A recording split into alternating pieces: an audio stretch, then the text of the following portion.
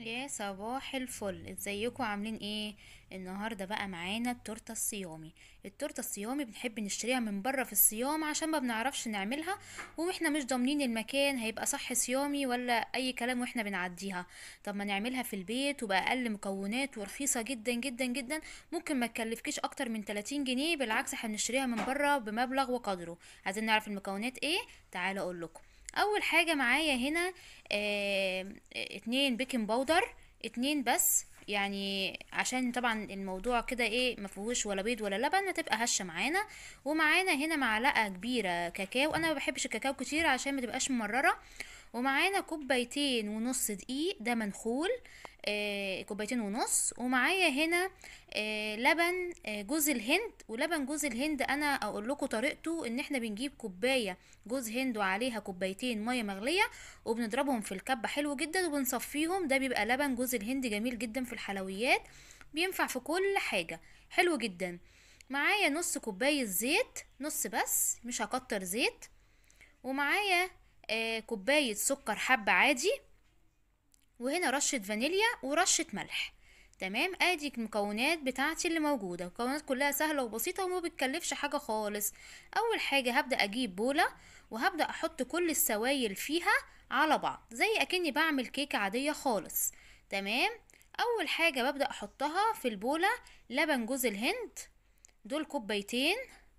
هبدأ احطهم كده، واحط عليهم السكر، دي كوباية سكر. واحط عليهم الملح والفانيليا، واحط عليهم النص كوباية زيت، وهيتضربوا كويس جدا مع بعض كل السوائل. اول حاجة السوائل مع بعض كلها، هجيب المضرب. تمام، وهبدأ اللي انا اضربهم كويس قوي عشان السكر يدوب. لازم السكر يدوب عشان تطلع معايا هشة ومتطلعش محبحبة من جوه ومكتومة. هيتضرب كويس قوي، ما تستعجلوش عليه. وهنا اللبن بيعمل ريحة وطعم في التورتاية جميل جدا، وحاجة مضمونة ورخيصة وانت اللي عاملاها بايدك في البيت. وطبعا ده اي حد عنده عيد ميلاد في الصيام بيبقى كارثة، بس احنا النهاردة هنعمل ايه؟ بطريقة بسيطة جدا، هنخلي كل عيد ميلادنا في الصيام. انا اهو بدأت اضرب وخلاص، السكر داب معايا كويس. هبدأ احط بقى باقي الحاجات اللي هي ال- الحاجات بقى الايه، الكاكاو. هنا معلقة ونص او معلقتين كاكاو خام مش غير محلى. واحط عليهم الباكوين البيكنج باودر، تمام، باكوين كاملين. واحط عليهم الكوبايتين ونص دقيق. هنا الدقيق هحط حبة حبة عشان تطلع هشة معايا. وهبدأ اقلب بالمعلقة عشان لما اضرب بالمضرب ما يطرش ويبهدل لي الدنيا. اهو هبدأ اقلب كده بالمعلقة اللي في ايدي، اقلب شوية بشوية. وبعدين ابدأ بقى ان انا استعمل المضرب الكهرباء او مضرب يدوي، مفيش مشكلة، او حابة تعمليها بايدك كده تمام، اللي عندك هيسد. اهو هبدأ اقلبهم كويس قوي مع بعض. اهو بدأ الحاجة تدوب وتخش كلها في قلب بعضيها، لونها حلو جدا. وعلى فكرة هتطلع غامقة مش فاتحة، يعني مش تطلع اللون دوت، هتطلع غامقة. تمام. اهو هجيب بقى المضرب وابدأ اشتغل بقى وايه، واضربهم كويس جدا عشان عايزة الخليط ما يكونش فيه ولا كتل ولا دقيق ولا سكر. هضربه كويس جدا. طريقتها سهلة قوي قوي قوي وبسيطة، وما بتاخدش معاكي اكتر من ربع ساعة. والتورت دلوقتي غالية جدا، بالذات التورت الصيامي، ومش اي محل تقدري تشتري منه تورته وتبقي واثقة فيها ان هي صيامي. يعني ممكن تبقى فطاري ويقولك صيامي. والناس اللي بتحب الحاجة النباتي دي جميلة جدا، لا فيها بيض ولا لبن ولا سمنة، وكل الحاجة متوفرة وبسيطة جدا، مبتكلفش حاجة خالص. اهو انا بدأت اضرب الحاجة كلها. عايزة القوام، شايفين القوام جميل ازاي؟ لان المقادير طول ما هي مظبوطة الحاجة هتطلع معاكي مظبوطة. وحاولي استعملي كوباية واحدة في كل المقادير عشان الحاجة تطلع مظبوطة معاكي، ما تهبطش منك وما تفرولش منك وتتعبك، علشان التورته الصيامي ما بقاش فيها اي حاجه متماسكه في بعض. تمام. انا هبدا هنا بعد كده اجيب صينيه، اللي انا هعمل فيها. دي صينية صغيرة اصغر مقاس حوالي 20 او اكبر شوية 24. وهبدأ انزل كل الخليط، وهنا انا كنت مسخنة الفرن على درجة حرارة 180، وحاطة الشبكة في النص الفرن علشان الكيكة ما تهبطش مني لو حطيتها على البارد. تمام. انا لازم الفرن تبقى سخنة على الاقل 10 دقايق قبل الايه ما احط فيها الكيكية. اهو انا كده خلصت، هبدأ احطها في الفرن، وهرجع بعد كده اكمل باقي الحاجة بتاعتنا، التشكيل والايه والكريمة بتاعتها. انا هنا معايا بولة ومعايا المضرب الكهرباء. معايا هنا دي كوباية كريم شانتيه. ده سايب، مش بتاع شركات ولا حاجة، ده سايب من عند العطار، مضمون اللي هو صيامي. تمام كده. دي كوباية كاملة. اللي انا جايبة هنا حوالي ربع بس، هو ده مش ربع بس، ده يعني ده اقل من ربع. هاخد منه كوباية.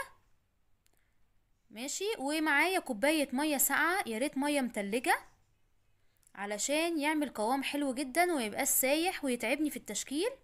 دي كوباية مية، وهبدأ اللي انا اضربهم كويس جدا لحد لما يتماسكوا في بعض ويبقى كريمة تقيلة. انا عايزة كريمة تقيلة عشان تبقى حلوة في التشكيل وتقدري انت ايه تظبطيها معاكي. بص كده، هنا بعد ما ضربتها كويس، بصوا بقت اي كمية حلوة جدا وتقيلة جدا. تمام. انا هنا خلصت، هبدأ احطها بقى في التلاجة عقبال لما الكيكة تستوي. هنا الكيكة بعد ما استوت بقى انا سبتها لما بردت خالص، اهم حاجة تبقى باردة. شايفين هشة ومفرغة ازاي؟ تحفة. وما تعبتنيش خالص خالص. انا فتحتها من النص، وبدأت اللي انا حطيت اول واحدة كده معايا، وهبدأ احط عليها الكريم. اهم حاجة الكريمة تبقى طبقتها حلوة تخينة، يعني ما تقليش في الطبقة اللي في النص، لان دي الطبقة اهم طبقة في الكيكة. بصوا كده اهو، انا حطيت كمية معقولة جدا في النص، وهبدأ افردها حلوة قوي، ما خلاش حتة كبيرة وحتة صغيرة، انا عايزاها كلها سمك واحد عشان الكيكة تطلع مظبوطة شكلا. اهو. طبعا هي مش متحملة خالص، ما انت كده ايه بالراحة عليها خالص خالص خالص. تمام.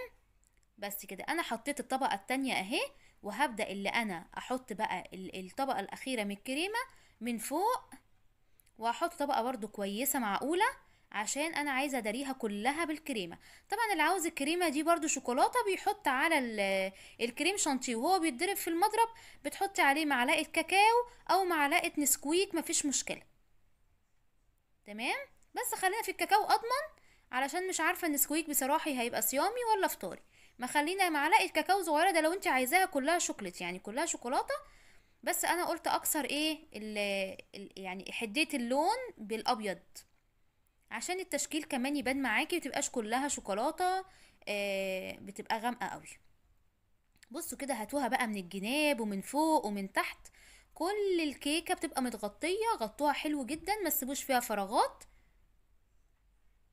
اهو. كده كده كمية الكريمة اللي معايا مش هعمل بيها حاجة لو فاض منها، ما انا هحطها كلها واكسي بيها التورتاية كلها. تمام كده. اهو.